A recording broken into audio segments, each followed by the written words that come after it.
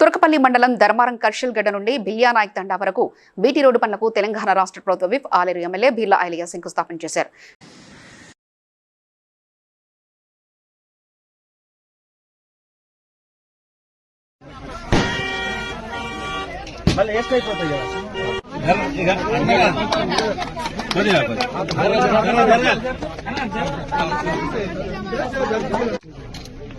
మీ 10 2 నెలల కంప్లీట్ చేపిస్తాం.